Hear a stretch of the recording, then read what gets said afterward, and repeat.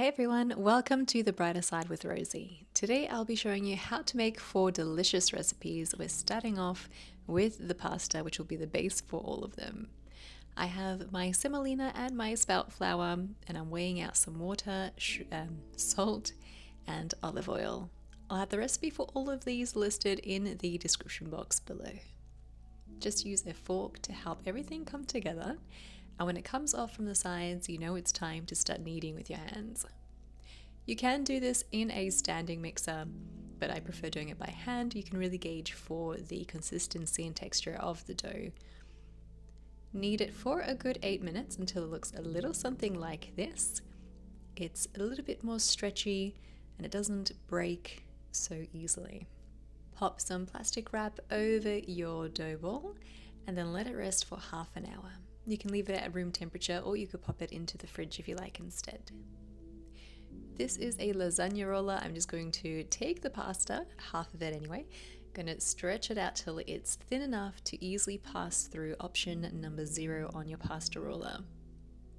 You'll want to give it a fold and let it pass through again just to really help build the stability of our pasta. A bit more structure and strength.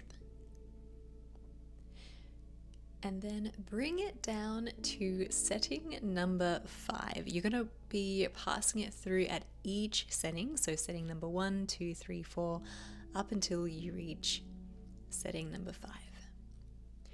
If it begins to stick together, you can add a little bit of spelt flour or just regular plain flour onto both sides. This will just make sure that it passes through the pasta roller a lot easier and doesn't stick to itself on the way out. In between, if you find that the very ends of your pasta sheet are looking a little bit domed, a little bit rounded, give them a fold in and then pass it through the lasagna sheet roller again, and this should square off the edges.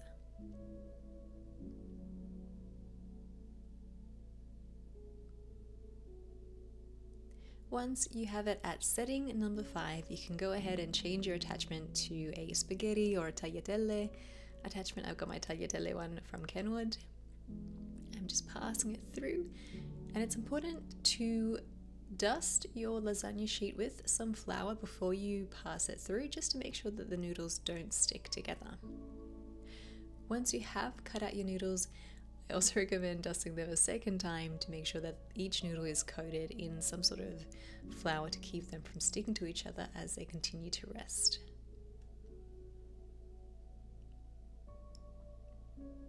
Making your own pasta from home is incredibly healthy and it's very satisfying. I like to boil them up into little batches like this, and then I'll pop them into the freezer to freeze completely, and then divide them into some Ziploc bags ready to use within a month or 2.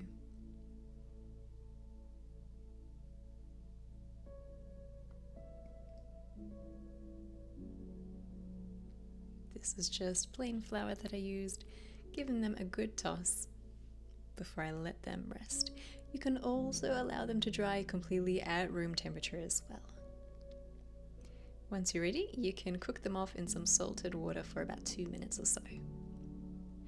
In the meantime, I am going to make some pesto. This is the second recipe for this tutorial today, and I'm just going to break up the leaves, give them a good wash through my colander, and then once they're nice and dry, popping them into a food processor along with some garlic, salt, some cashew nuts. You could also use pine nuts, and if you're nut free, you could use pepita seeds or sunflower seeds instead. A squeeze of a lemon just to keep it nice and green, and then drizzle over your olive oil. Zap this in the food processor a few times, and then once all the ingredients have come to the blades, you can let it run for 2 minutes straight.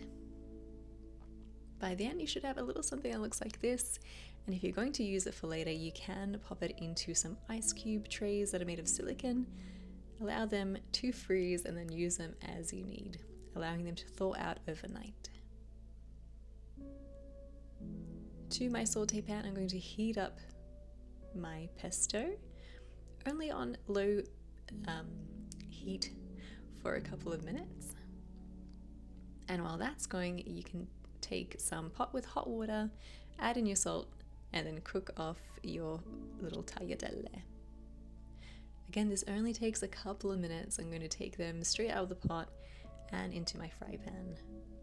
There is a little bit of water from the pasta, and that's totally okay. It's going to add a little bit of flavor and really help to kind of thicken up your sauce a little. Toss it to coat and then serve with some cracked black pepper and some nutritional yeast. This was so delicious, can I just say. Probably one of my favorite go-to recipes for pasta. I rarely buy my own pasta these days. Keep it nice and frozen and eat to your heart's content.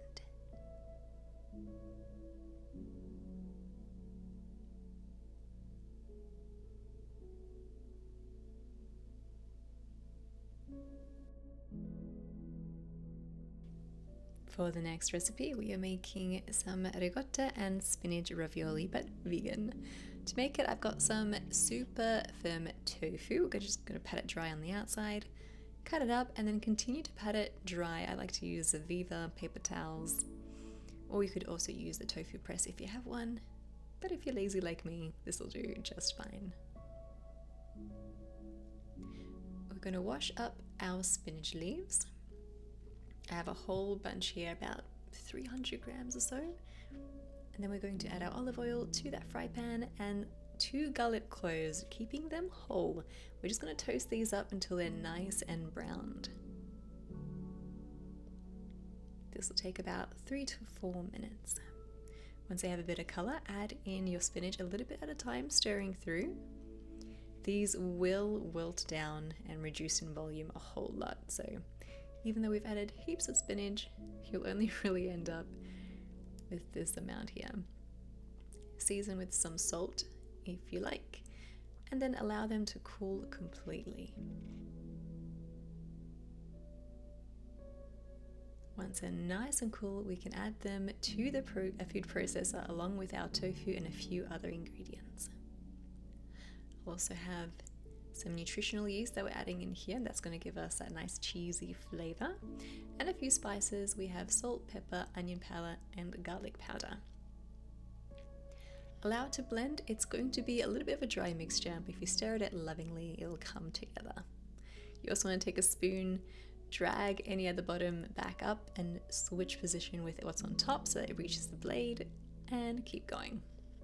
By the end, you should have a little something that looks like that. And we're also going to make our own pasta for this ravioli. So just taking that recipe at the start, and we're going to roll it through in the lasagna sheet roller up until it reaches either level 4 or level 5. This is a really good setting for ravioli. You kind of want to keep it a little bit more on the thick side, otherwise it can break when cooking.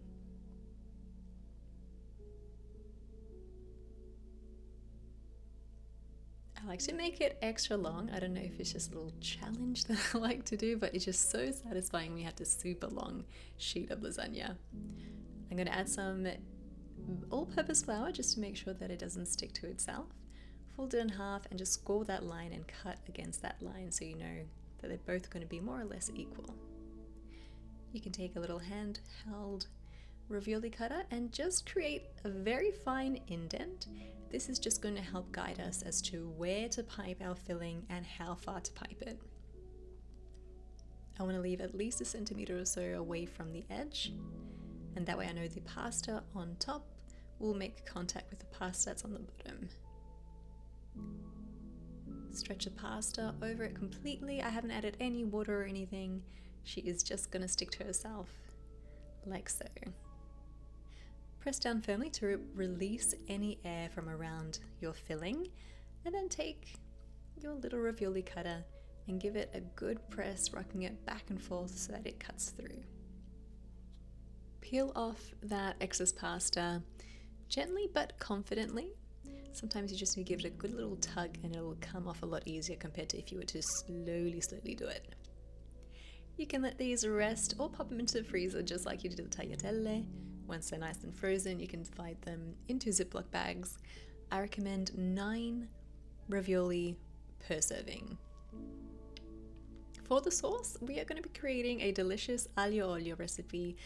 It is so simple. You basically just take a whole bunch of parsley and garlic and then chop it up nice and fine. You can do it with a sharp blade or one of these really nifty little string pull cutters. Drizzle in about 1/4 cup worth of olive oil into a fry pan. Add in your cut up mixture and just allow it to infuse with flavor. Basically that garlic and that parsley is going to seep its delicious flavors into that oil as it heats up. I've only got it on a very low heat setting, maybe 3 or 4, just enough to help kind of extract those flavors. In the meantime, you can cut up some cherry tomatoes, add it in, give it a good toss, and just keep it cooking for another 2 minutes. You can turn off the heat, and in the meantime, pop on a pot of boiling water with your pasta. It's been salted, and I'm going to cook that up for about 3 minutes. After which you can drain it in a colander and then add it into your fry pan with that delicious aglio olio sauce.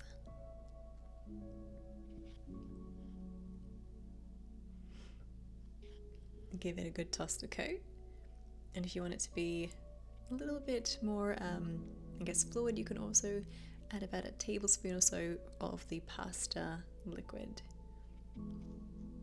so the water that was in your pasta saucepan. And that's it.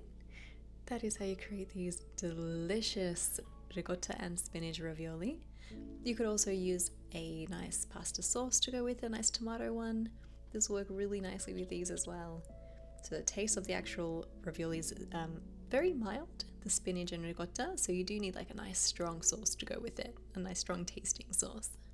I hope you guys enjoyed these recipes. If you give them a go, I would love to see how they come out. Hashtag the brighter side with Rosie so we can check them out. The recipes will be listed for you in the description box. Thanks again for tuning in, and we'll catch you in the next one.